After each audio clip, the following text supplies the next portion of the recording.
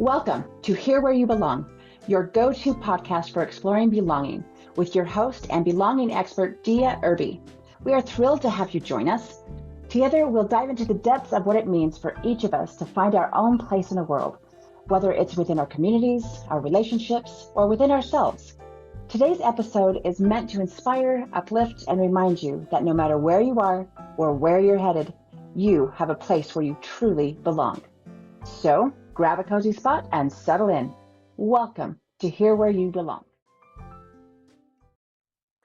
Hello, awesome belongers. Welcome home to Here Where You Belong podcast.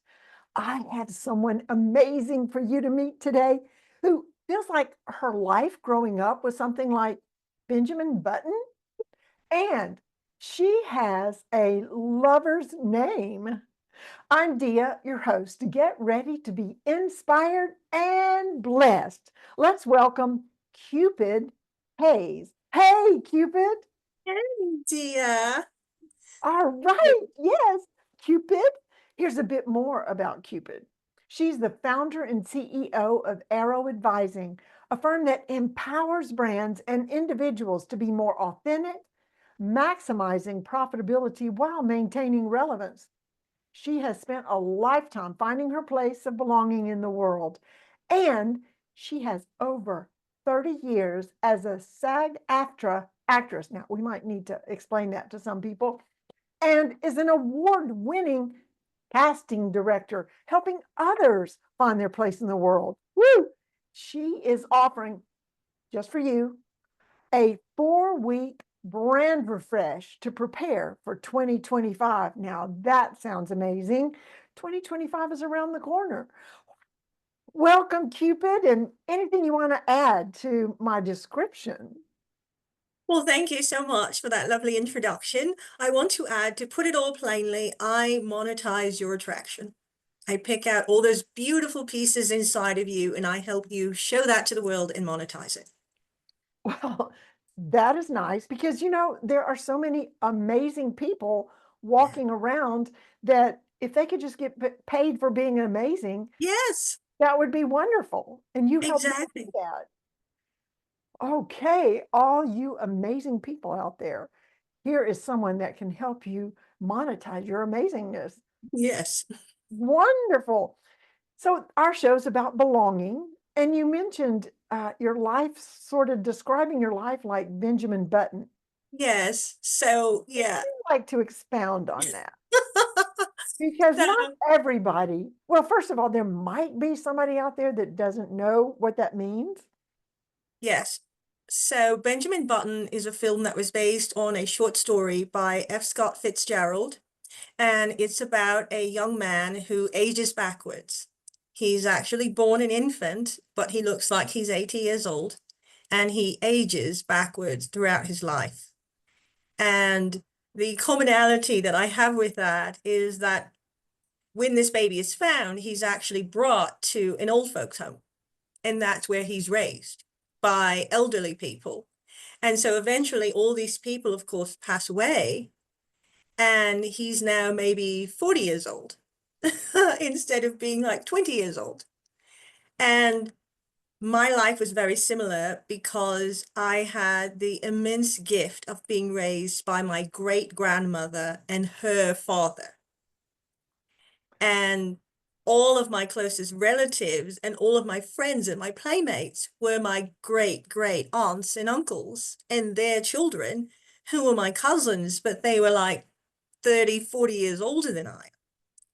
And so I grew up I did feel like I belonged, but of course, being so young and the only child, I knew I was very different from everyone else. And so finding that belonging was something that it took a lot of time, because while most kids were running around screaming and getting into things, I'm sitting off in the corner by the fire with a book, You weren't crocheting? No, but I mean, I got made fun of a lot because my gran raised me the way she raised my aunts. So I went to school in saddle Oxfords and bobby socks and ribbons in my hair, and I got made fun of a lot. Oh, I can see. It was like you were definitely in a different generation, a Yes, different time frame. yes. I listened to the radio. I didn't even have a television. I listened to the radio. That's how old. That's how old I am. Wow. No Bugs Bunny or Wile E. Coyote, huh? When I would come over and visit, I was absorbed with television, and it's probably why I ended up being an actor, because I was completely immersed in movies and television. But all of my favorites were old people. I mean, Sid Caesar is my favorite. And I don't think people under 40 know who that is. Don't even know the name. Caesar, is Exactly. that somebody that was in Rome at some point? Yeah, exactly. Wow. So because your accent, you're not from South America. I mean, you're not from the South of America. Where were you raised or I was raised in England, but I was born in America. And so I spent a lot of my life, summers, holidays here in America. okay. So, but you went to school in England.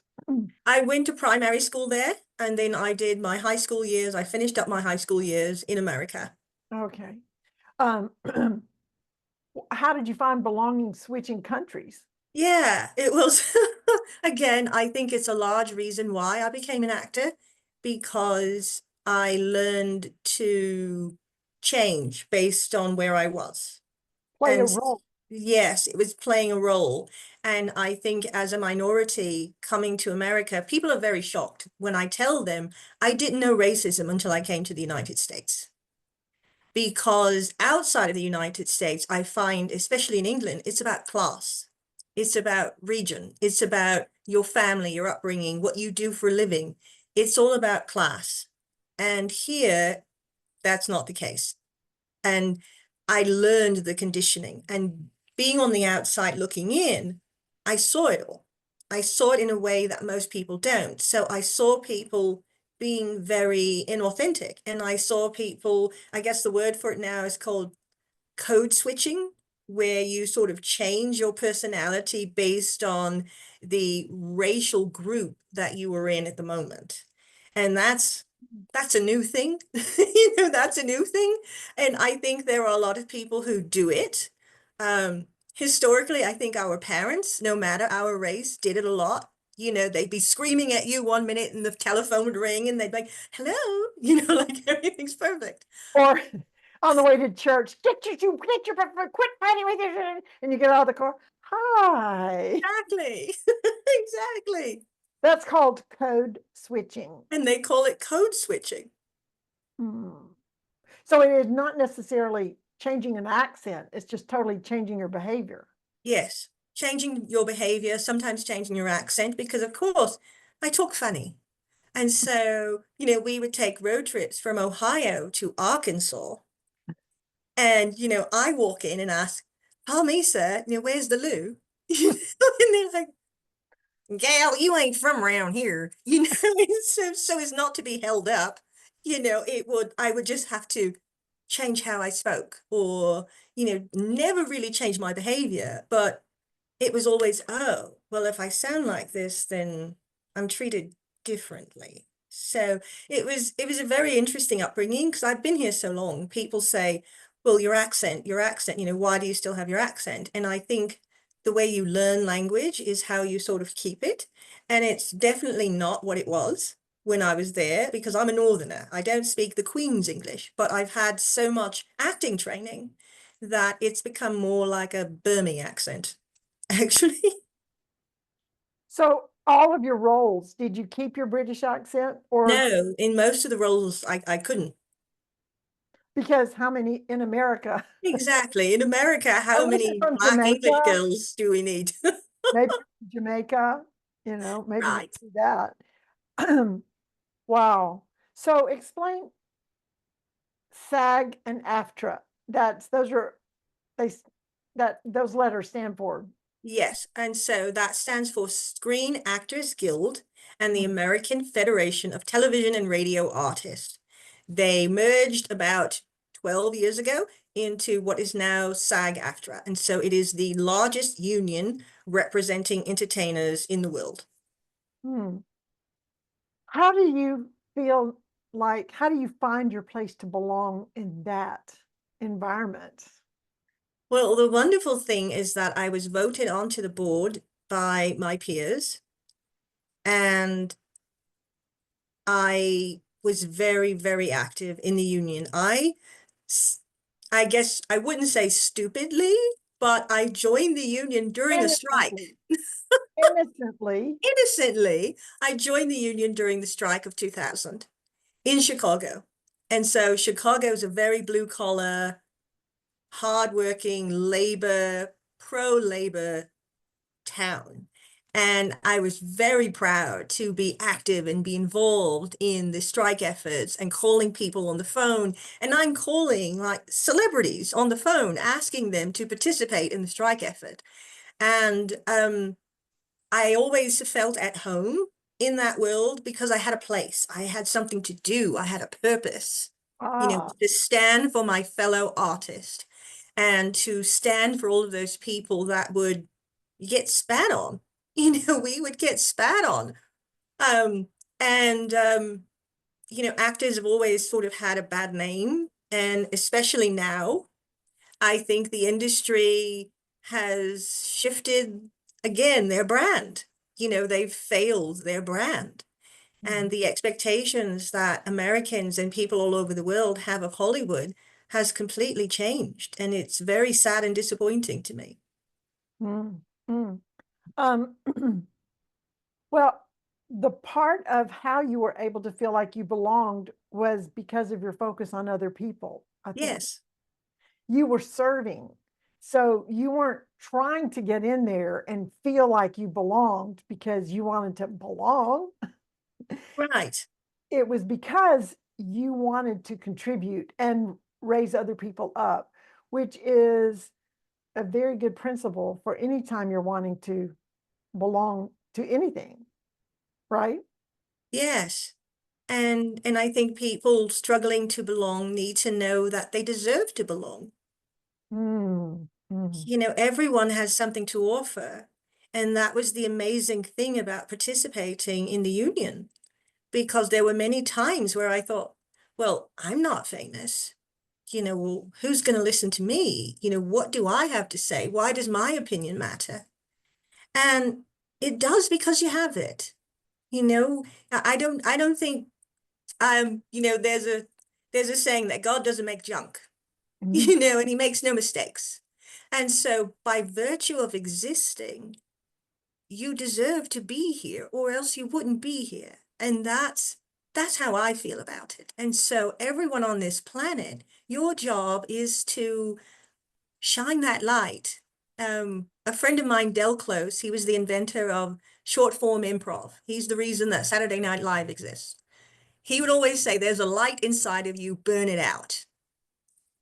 And when I think back to, the song, This Little Light of Mine, I'm going to let it shine, that's what I think the whole goal of life is. I mean, I think inside of us is the gift of creation. It is what God gave us. And our job is to shine that light. And I don't want to go to my grave with any light left. I want to be burned out. I want to have done it all. I want to have loved as hard as I could for as long as I could.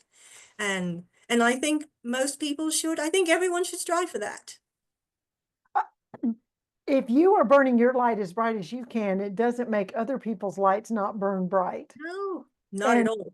and people feel like oftentimes there's so much competition that you have to put out other people's lights for your light to shine. And that's, I like that.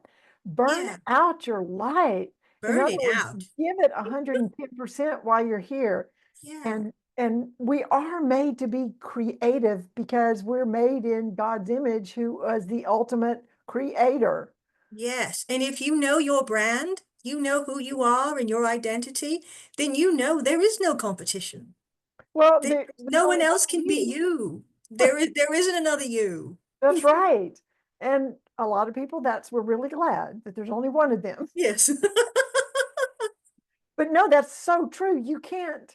I mean, there's all these quotes like, why be a second rate version of someone else when you can be a first rate version of yourself? Exactly. And I tell people all the time with my background, I teach people how to be the star of their own film instead of an extra in someone else's. You know? Perfect, perfect. Yeah. I mean, your life is your movie and you get to, Mhm. or you're the hero or heroine of your book. Yeah, So, live it. Nobody else, everybody else is supposed to be the extras, the supporting characters. exactly. Right. Okay, this is so fascinating. And we've got to take a break right here, but All we right. will be right back with Cupid Hayes telling us about her version of belonging or her experience and letting her light shine about it. So we'll be right back.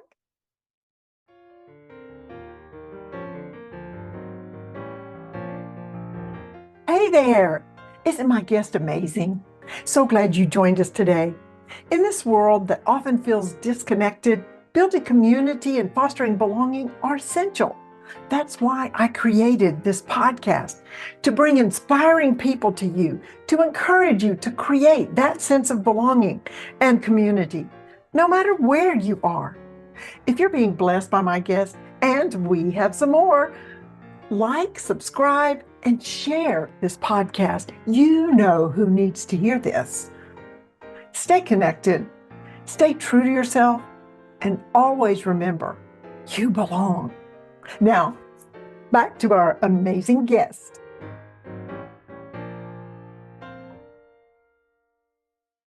And we are back with the amazing Cupid Hayes. I wanted to ask before the break, and now we have time after the break. What about casting? When you are doing your casting, how do you help people break into it or help them know that they can belong or they do belong? Or Yeah. do you ever have someone that doesn't belong and how, Yes. oh, I want to try out for this Yes, casting. I Yes. They're really like, love, yeah, I really love casting. Transferring, going from acting to casting is when I realized there is no competition in the world. There is no competition. Everyone is unique, everyone is individual, and the job of an actor is to be their authentic selves. It's not playing a part, it's not putting on, it's not being someone else.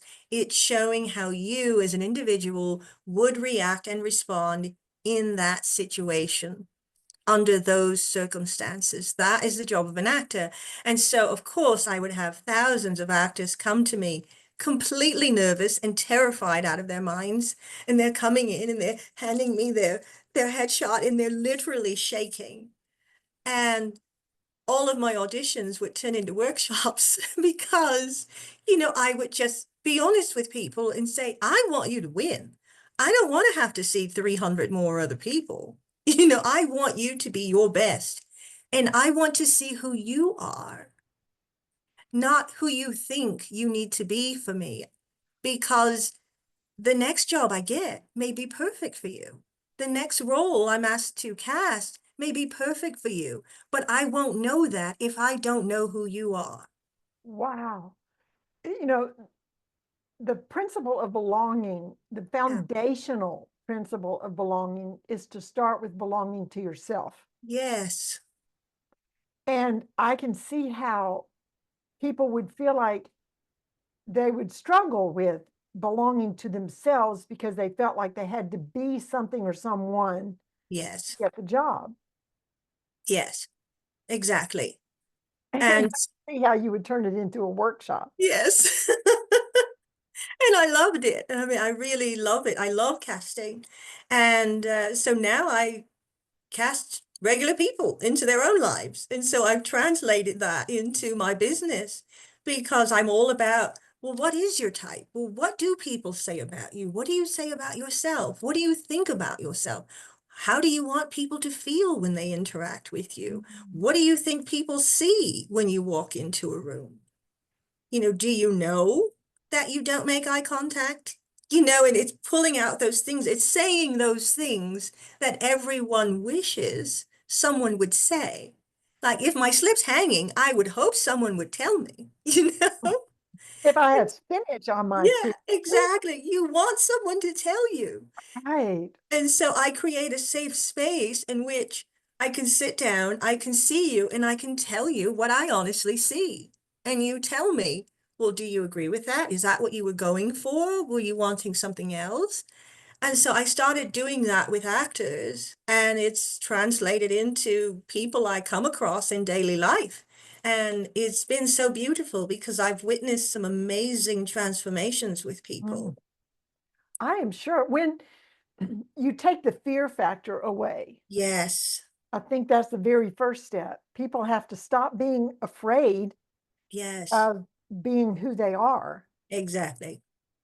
And what's interesting is the more you are who you are, the more you are accepted for who you are.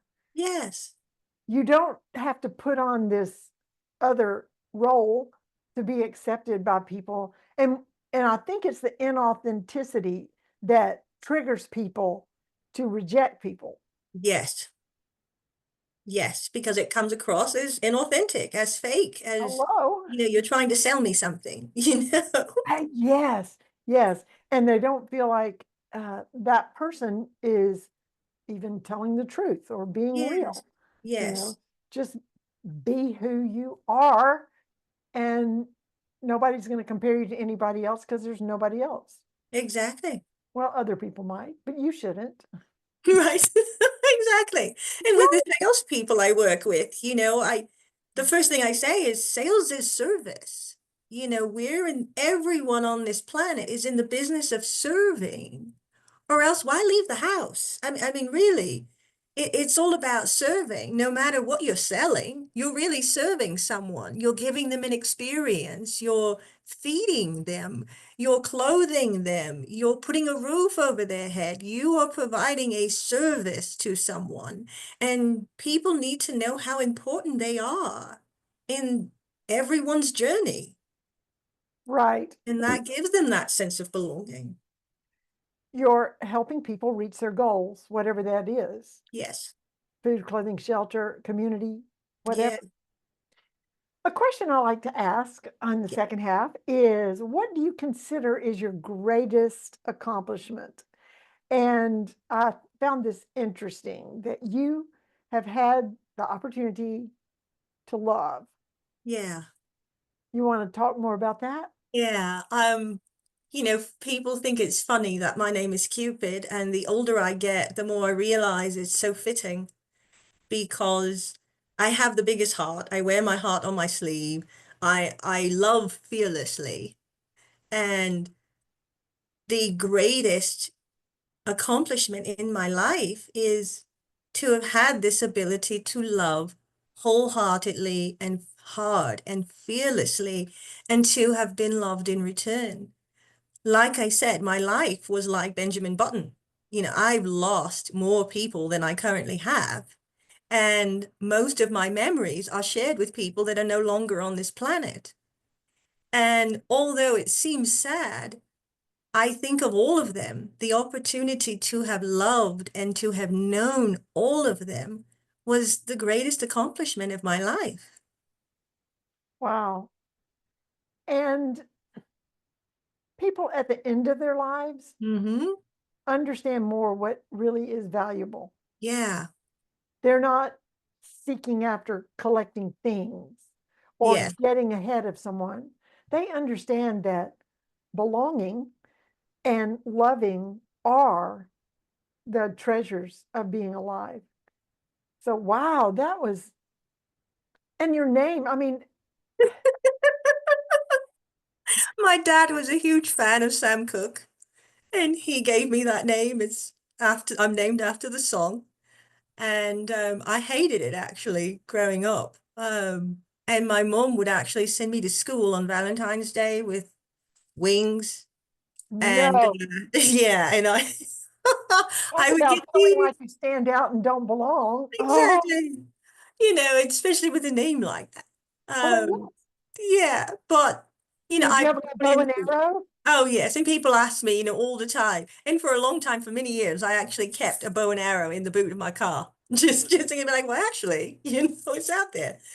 Um, and so I, my goal is to live up to the name, and I definitely try to. And my goal is to live up to my purpose. And I think this is my purpose. And I only just started my business. Arrow Advising has only existed officially since July of this year. Oh, really? Yes, it's very new. But again, I've been doing the work for over 30 Right, years.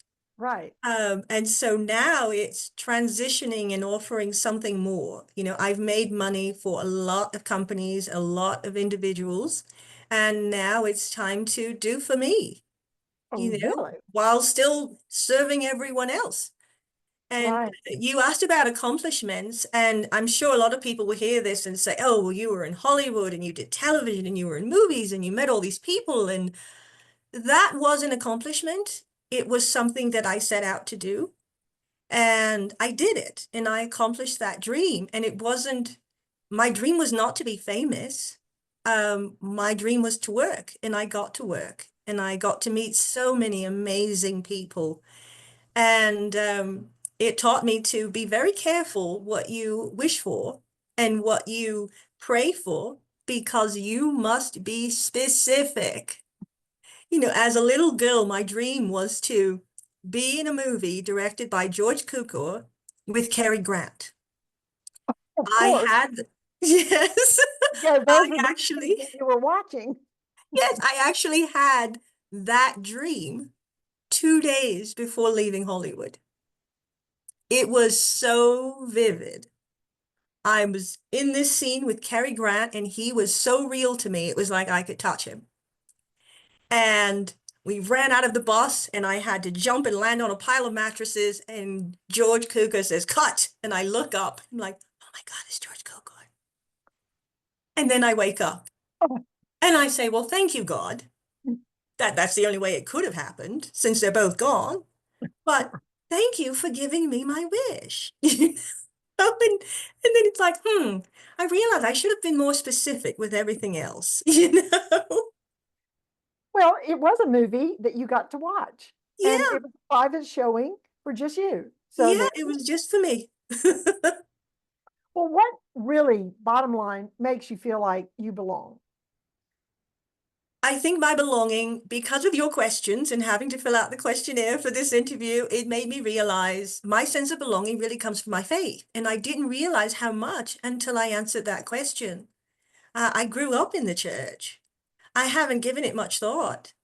But my sense of belonging is in knowing that I am a child of God, knowing that I have a purpose, knowing that God doesn't make mistakes or waste time. And so I'm here for a reason. And a lot of people had to bleed and sweat and die and cry for all of us to exist. And I want to honor that. So when I feel bad or when I feel down, I think of my ancestors, and I'm lucky to have known so many of them personally, but I think about everyone else. And every morning I look at myself in the mirror and I see them. I recognize this nose. I know where these eyes come from. I know where these ears come from. And I'm not just living for me. I'm a continuation of their story, and we're all continuations of our ancestors' story. So how dare we feel bad about ourselves? Because we aren't just us, we're them, we're all of them. Ooh, the legacy. We're the living legacy. Yeah, Yeah. Wow. That's so good. Hebrews 11:1. Now, faith is the assurance of things hoped for, the conviction conviction of things not not seen. seen. Yeah, There's so much in believing what you can't see, because if you can see it, it doesn't take faith, right? right, exactly. But And as I I was, said before, faith without works is dead. So hope is not a plan. yes, a dream is, no, a goal is a dream with a deadline or something like that, Yeah. right? And Yes. hope is not a plan. Yeah, Um, hope is not a plan. Faith without works is dead. You have to get out and do something. mhm. You can't just hope and pray and stay where you are and think things are going to change. You have to take action. You have to take action and live your life. I heard a quote. If there's no fruit, your voice is mute. Oh, that's a good one. Now, I know that you're arrow advising, Yes. aim for authenticity. Yes. You have to have considered the Cupidness of Cupid carrying a bow and arrow Oh, when you yes. come up with that. That is exactly why I chose that name. And that is, ladies and gentlemen, brand alignment. Yes. That is announcing to people who you are. And I want to encourage people to brand align with who you are and be committed to belonging to yourself, because the world wants you. There's not another one of you out there. And if you're not in the world, we don't get to experience you and all the works that have been prepared for you to walk in and accomplish. It's like you're going to be the missing piece in a jigsaw puzzle. The picture's not going to be complete. Yeah. So we want you to do that. Wow, this has been amazing, Cupid. So much good stuff. Do you have any final words or parting comments that you would like to say to the belongers out there listening? Yes, if you want to really know who you are and you're struggling and you don't know your place in your business or in your own life, you can always go to arrowadvising.com, book a chat with me. It costs you nothing. There is nothing to fear. I won't bite. And I'm here for you. I'm here for you. Dia's here for you. And like I said before, I am offering a brand review for anyone out there that wants to take the plunge. I'm only charging $200, which is a lot off of what I normally charge for this. And it is 4 weeks where we will go over exactly who you are, how you communicate that to other people, and how to make an impact in the world. Oh, that's juicy. That sounds delicious. Okay, thank you so much.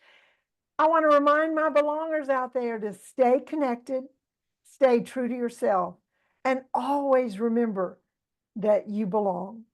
Dia Irby signing off. Bye now.